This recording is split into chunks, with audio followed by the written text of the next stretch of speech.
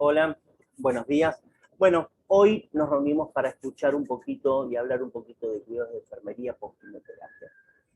Vamos a hacer una pequeña introducción para entender qué es el cáncer y los efectos secundarios de la quimioterapia para darle un fundamento a todos los cuidados que vamos a tener post-quimioterapia. Para poder empezar a hablar, tenemos que hablar primero de lo que es la unidad morfológica y funcional de todo ser vivo. La célula nace, crece, cumple una función en la vida, se reproduce y muere. Eh, Envejece y muere.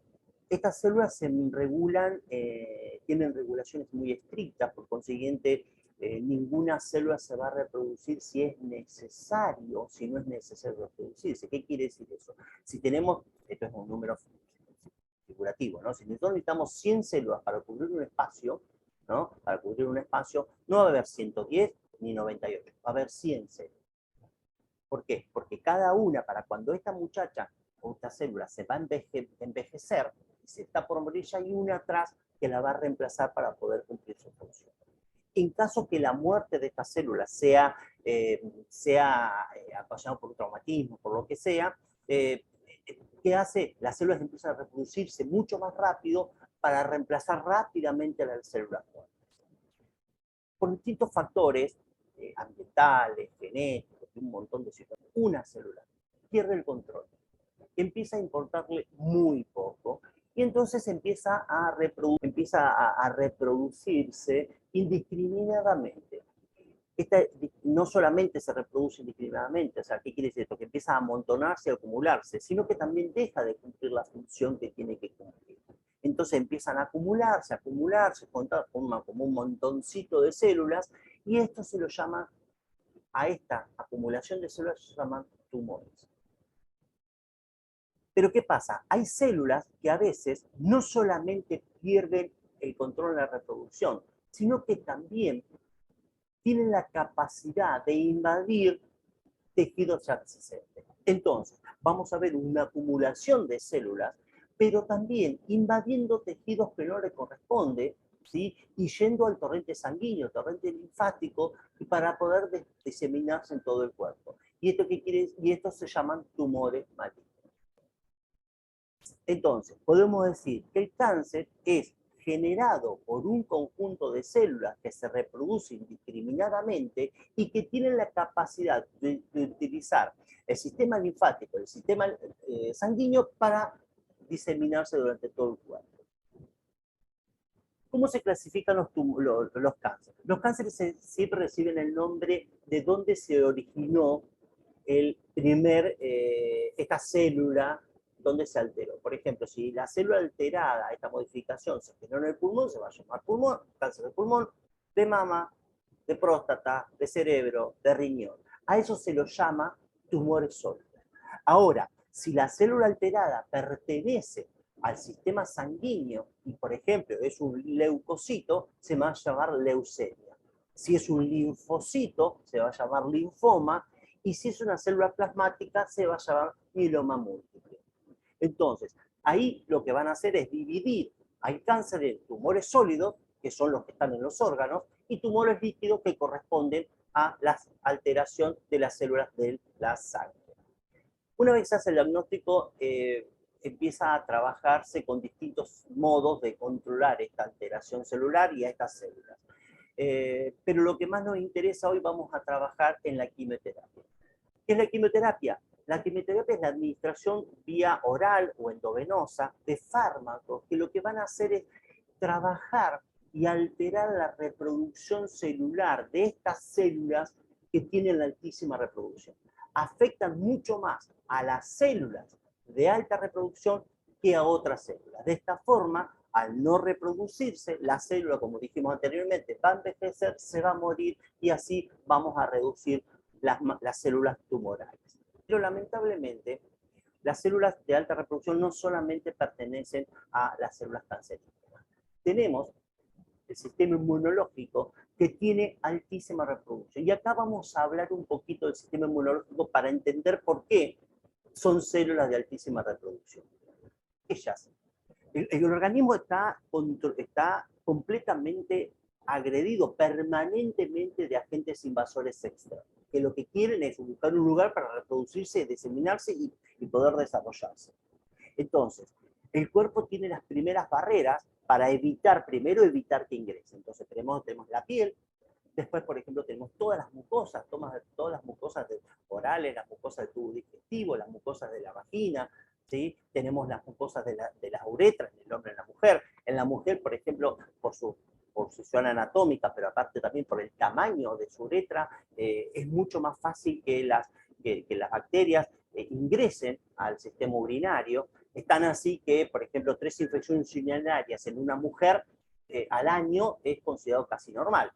Después tenemos, después hay, en caso que vulneren estas barreras que pasa por la mucosa, por ejemplo, en la comida, ingresa el alimento contaminado con estos agentes invasores, ingresa, llega al estómago, y en el estómago se encuentra con las enzimas pancreáticas y los jugos gástricos, los ácidos de ácido del estómago, que luchan y combaten esto. Y si pasa al estómago, también tenemos el tubo digestivo, todo lo que es intestino, que también trabajan en la destrucción de las células. Ahora, cuando este germen, este agente invasor, vulnera todas estas barreras, es el cuerpo, mediante la sangre, los glóbulos blancos de la sangre, empieza a combatirlos. ¿Y cómo los combate? Ante la presencia de unas células alteradas, estas bacterias, estos gérmenes, son identificados por el sistema inmunológico, manda un conjunto de soldados para poder destruirlos. Cuando llegan, por ejemplo, mandan a soldados con cuchillitos, se encuentran que este germen, este agente invasor, tiene arco y flecha. Entonces, ¿qué pasa?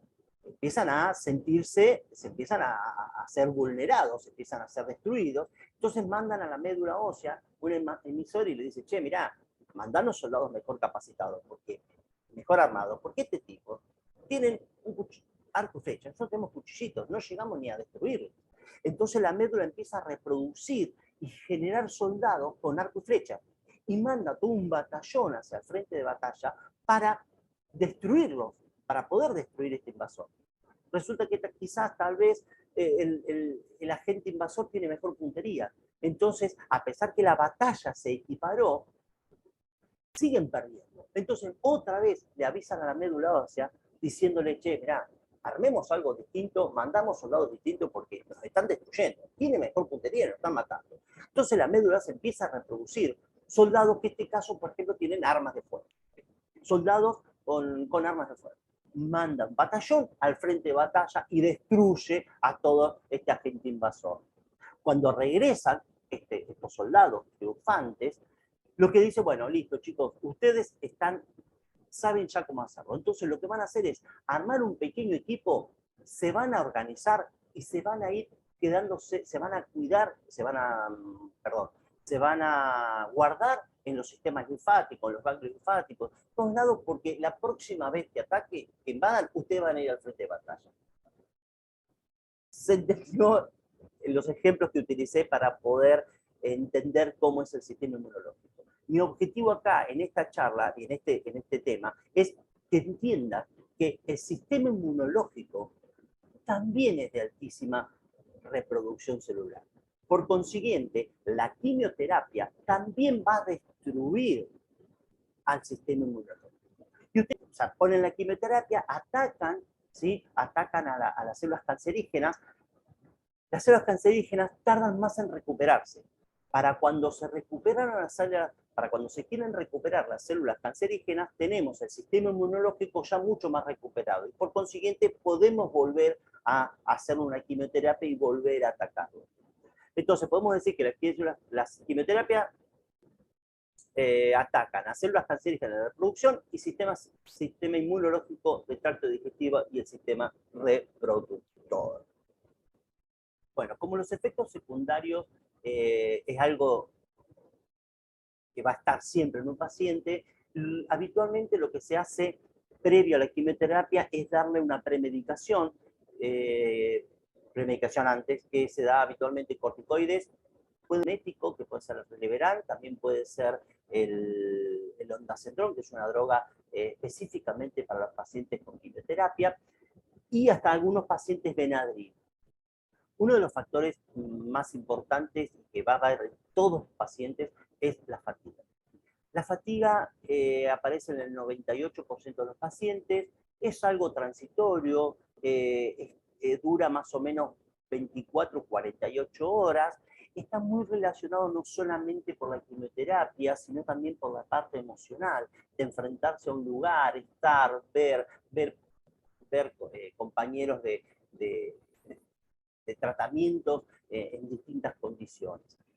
Es característico ese paciente, el paciente está agotado, cansado, poco concentrado, con los ojos pesados, sin ganas de hacer nada, que a pesar que descansa 8 o 10 horas, igual no le alcanza. ¿Qué es lo que vamos a hacer acá? Primero, aclararle que es algo transitorio, que se va a pasar rápidamente, que esto es cuestión de tiempo nada más.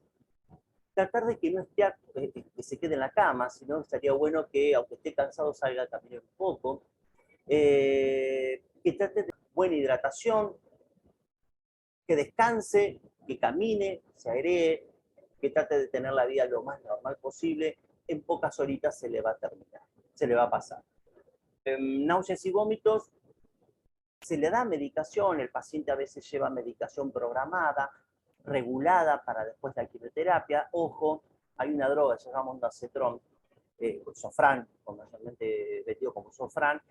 Es una droga que actúa a nivel del sistema nervioso central, impidiendo, ¿no? Impidiendo la sensación de náusea. Ojo que más de dos de estos comprimidos, 2 por día, puede generar constipación severa.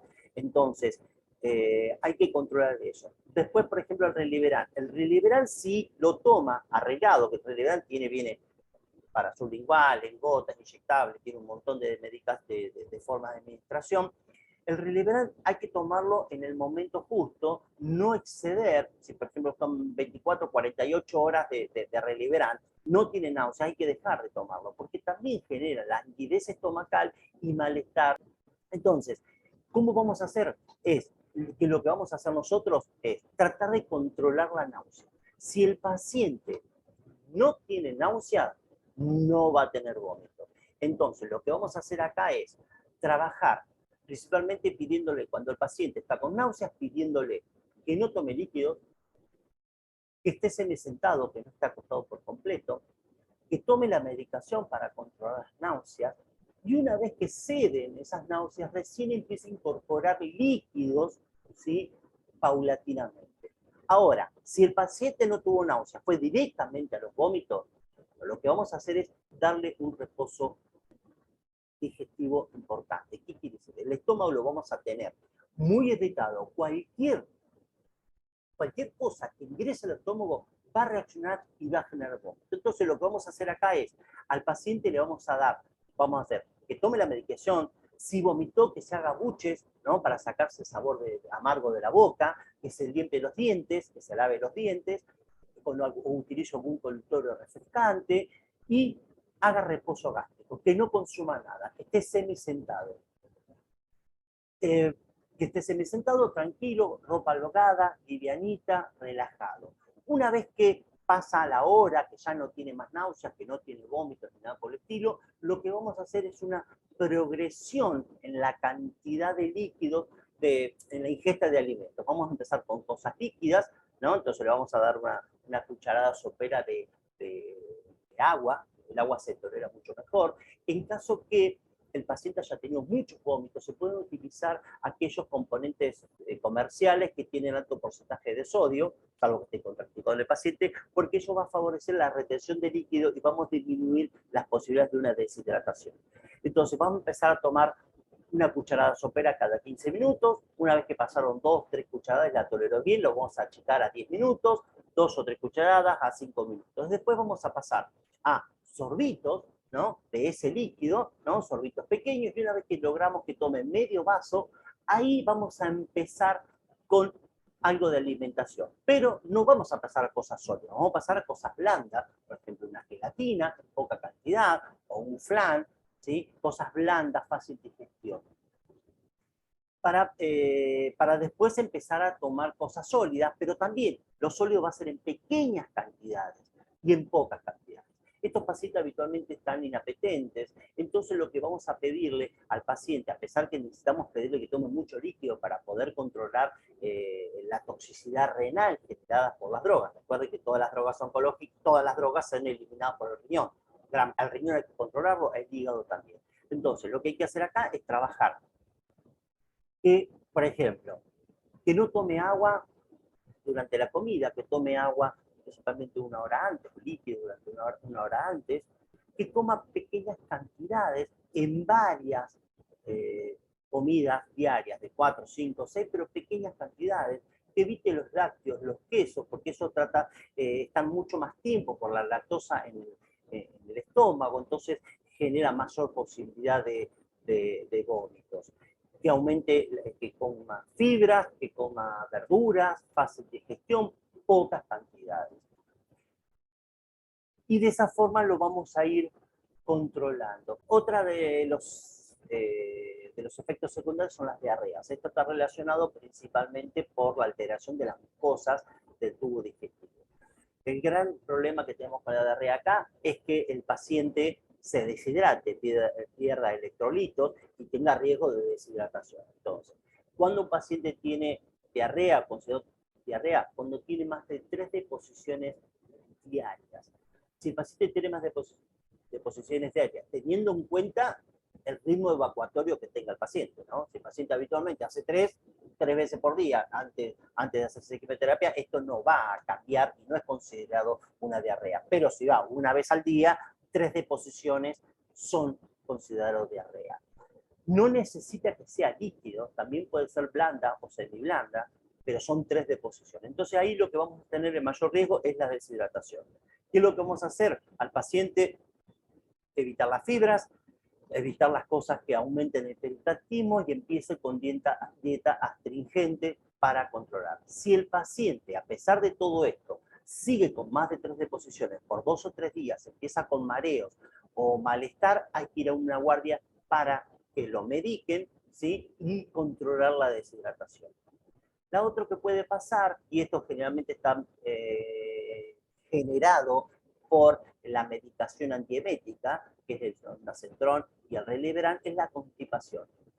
La constipación sí está relacionada por esta medicación, pero también es porque el paciente está cansado, entonces tiene menos actividad física, la falta de agua, porque tiene náuseas. Entonces, la constipación puede aparecer en estos pacientes. Lo que hay que hacer es primero que tome mucho líquido, que aumente la cantidad de fibras, que trate de, si tiene ganas de evacuar, ir rápidamente y no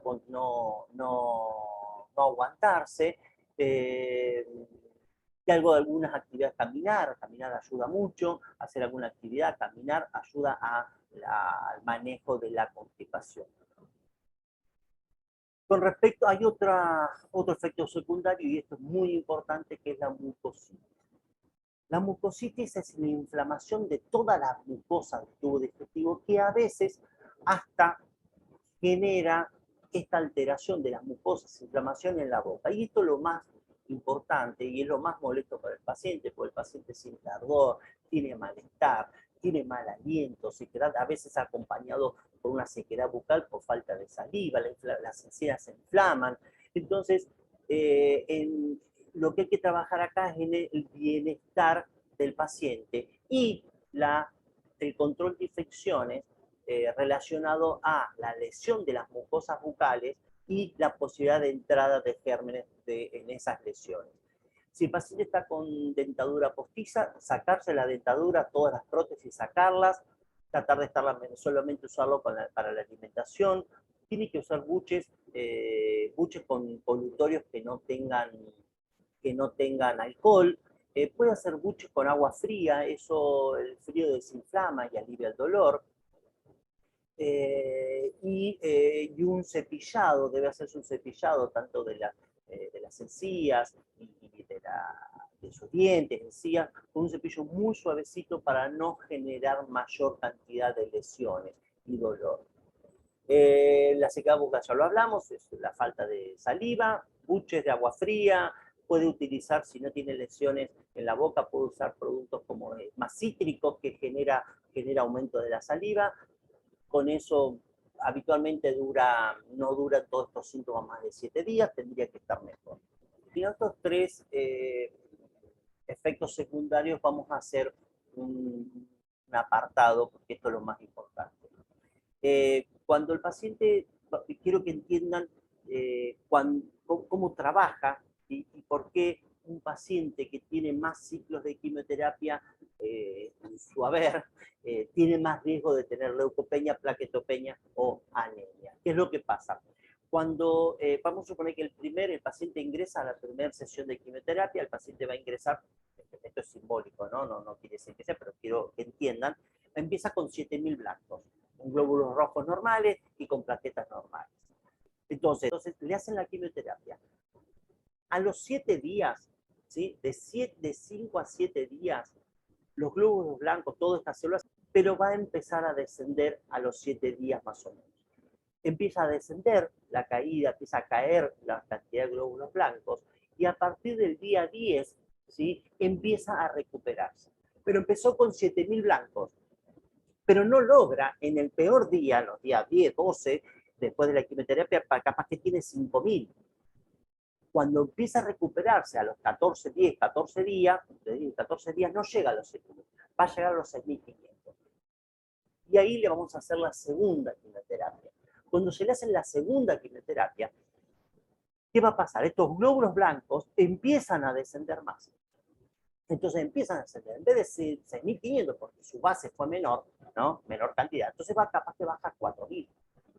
Y se va a recuperar, perdón, se va a recuperar, sí, pero no se va a recuperar en 5.000, capaz que se recupera no en 6.000, capaz se recupera en 5.000. Y lo mismo pasa con las plaquetas. Cuando más quimioterapia tenga el paciente, más riesgo de plaquetopenia, neutropenia y anemia va. Entonces, debido a la gravedad que generaría una plaquetopenia o una neutropenia, tenemos que considerar a todo el paciente, en todo momento, a todo el paciente oncológico, tenemos que tratarlo con un posible paciente neutropénico de alto riesgo de procesos infecciosos. No importa en qué ciclo de la quimioterapia está, si es la primera dosis o la última dosis, porque no siempre las médulas están en condiciones. A veces pacientes, principalmente mayores de 65 años, tienen una médula mucho más lenta, más perezosa, entonces esta recuperación del glóbulo blanco va a ser bastante menor o más lenta. Pero ni hablar de aquel paciente que ya va por la segunda, tercer, cuarto ciclo. En cuenta esto, vamos a hablar de cuidados generales de todo paciente oncológico con quimioterapia, radioterapia o cualquier. Primero, evitar. El paciente debe evitar lugares cerrados o lugares con mucha gente. Cuando más cerrado está, más bacterias hay, más gérmenes hay, más virus hay, entonces más riesgo de infección. Que el paciente trate de evitar niños en edad escolar, porque los niños, principalmente en preescolar o en primaria, tienen bajas defensas, entonces se contagian rápidamente y tienen mucho, a pesar que tienen un sistema inmunológico sin defensas, porque no tiene defensas con esos virus en los cuales se somete, pero sí tienen una reproducción, capaz que el niño está sin síntomas, pero puede contagiar. Personas enfermas de procesos infecciosos o personas que estuvieron cuidando a otras personas con procesos infecciosos. Evitar la comida en restaurantes y puestos callejeros es muy importante porque no se sabe cómo fue confeccionada esa comida. Que el paciente tiene que evitar las vacunas con virus vivos atenuados. Antes de hacerse una vacuna va a tener que consultar con su oncólogo, su médico clínico. La exposición al sol, eso lesiona la piel, y la piel puede lesionar la piel, y la piel es la principal barrera de protección que habíamos hablado allá cuando estábamos hablando sobre el sistema inmunológico. Aparte hay algunas drogas que debilitan la piel y hacen que los rayos solares y los rayos UV sean más nocivos para el paciente. Y después evitar aquellas actividades que generen lesiones, deporte de riesgo, andar en bicicleta, ponerse a trabajar con herramientas, golpes, todo eso hay que evitarlo por el tema de las plaquetopenias. Seguimos con respecto a los cuidados de control de infecciones, los cuidados generales. La esponja del baño y la esponja de la cocina es un foco de infección importante. ¿Por qué? Porque la humedad, la oscuridad habitualmente genera un caldo de cultivo para que se desarrollen virus y bacterias. Por consiguiente, la esponja debe estar en un lugar, una vez que es utilizada, en un lugar donde se pueda escurrir, sacarle todo el jabón, secarlo lo más que se pueda y dejarla que se escurra para que esa esponja se seque, no le dé el espacio para que crezcan las bacterias o los virus. Jabón líquido. Con respecto al jabón líquido es porque pasa lo mismo más o menos que con la esponja, con los jabones sólidos. Si el jabón sólido se está en un ambiente húmedo permanentemente, también pasa exactamente lo mismo que con las esponjas. Entonces, si va a usar jabón sólido, hay que tener mucho cuidado, hay que asegurarse que esté en un lugar que se pueda escurrir y se seque. Y si no, es necesario, si no, utilizar jabón líquido. Ojo con el jabón líquido. ¿Por qué? Lo que vamos a tener que hacer es que nosotros vamos a poder recargar el recipiente de jabón líquido, pero no siempre lavamos la parte del dispenser donde va a caer el jabón. Esa parte también se contamina. Entonces, lo bueno sería tener dos dispensers una vez que el jabón líquido y en pocas cantidades, no ponerle tanta cantidad de jabón, cosa que se vacíe rápidamente, usar otro recipiente, colocar jabón, rellenarlo y ese lavarlo bien, limpiarlo bien, garantizar que no tenga nada en la parte del dispenser o de lo que sea, para poder evitar los contagios. Hubo un caso muy importante en una neonatología donde había infecciones que no lo podían controlar y era que por donde sale el jabón estaba contaminado y cada uno que ponía la mano, ¿no? Se contaminaba el jabón y generaba infección. El lavado de manos, fundamental, lavado de manos cada vez que va al baño, antes de cada comida, permanentemente lavarse las manos.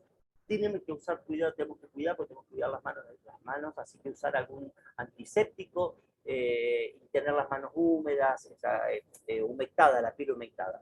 La higiene bucal, diariamente, 4 veces por día, buches para evitar toda clase de restos de comida, evitar el hilo dental, porque esto puede lesionar la encía y generar un foco infeccioso. Así que buen cepillado, puede ser cepillo blando con cualquier crema dental y colutorios. Si tiene lesiones en la boca, colutorios que no tengan base alcohólica para que no genere ardor y malestar, y si no, colutorios de buches, y si no, buches de agua fría para retirar pequeños restos de comida. La piel, tratar de mantenerla lo más humectada posible, esto le va a dar elasticidad y va a evitar que se lesione. Recuerden que estos pacientes pueden tener deshidratación y todo, entonces la piel va a estar deshidratada, rígida, y eso va a aumentar los riesgos de lesiones, y sabemos que la piel es la mayor protección que tiene el organismo. Con respecto a los alimentos, es aconsejable comprar alimentos envasados, vinos sueltos, tratar de, bueno, las latas, por ejemplo, si quiere comer duraznos, frutas, por ejemplo, es mucho mejor comer un durazno en almíbar, ¿no? Un durazno en almíbar, lo cual está envasado, cerrado, está pausterizado, entonces sabemos que no vamos a tener gérmenes, no va a tener bacterias. Esto es una vez que no se va a comer la lata entera, entonces no lo podemos dejar en la lata, lo que vamos a tener que hacer es ponerlo en un recipiente limpio en la heladera, pero no más de 24 horas. Por supuesto que antes de abrir la lata vamos a tener que mirar que no está abollada, que no esté vencida, ni nada por el estilo, como para garantizar que su integridad sea segura, ¿no?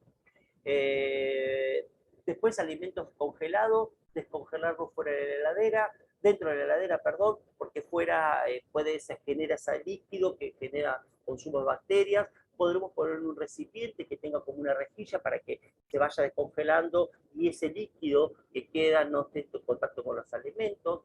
La vajilla, lavarla todo el tiempo, no usamos, nosotros a veces solamente lavamos los platos, lavamos todo y lo dejamos en el secaplato. Mientras tanto, el secaplato está húmedo y está expuesto a agentes. Entonces, lo ideal sería que antes de comer el paciente, esa vajilla, tanto para la cocción, la tabla de picar, los cubiertos, todo, y la alimentación sea recientemente lavada para garantizar el control de infección. Los repasadores también, cambiarlos diariamente para que no estén húmedos y que estén limpios permanentemente. No comer alimentos cocidos pasadas las 24 horas, por más que estén en la heladera. No va a pasar nada, pero sirve en caso para la prevención.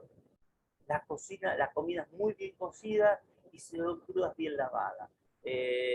Por ejemplo, la lechuga, el tomate, lo que se puede hacer es poner un recipiente con una bolita de lavandina, lavarla bien primero, dejarla en el recipiente con 10 minutos más o menos para controlar, tratar de sacarle todas las cáscaras, por ejemplo, si come manzana, y eso, pelarlas y sacar las cáscaras, que es cuando más gérmenes puede tener. Con respecto a la urgencia, cuando un paciente es una urgencia, temperatura mayor a 38 grados, es una urgencia médica, vómitos y diarrea incontrolable, en lo cual está más de 2 días con deposiciones mayores a 3 diarias, en lo cual puede haber riesgo de deshidratación, pérdida de electrolitos y puede tener potasio, magnesio, puede tener alteración cardíaca y todo, el paciente está taquicárdico y todo eso. Signos de hematuria y cambios en la conducta, principalmente cambios de la conducta, somnolencia, desorientación, eso puede estar relacionado con una baja de las plaquetas y puede estar generando una hemorragia cerebral. Y acá terminamos con esta charla, espero que les haya sido útil, que haya sido claro. Muchísimas gracias, muy amable, y nos vemos la próxima. Muchas gracias.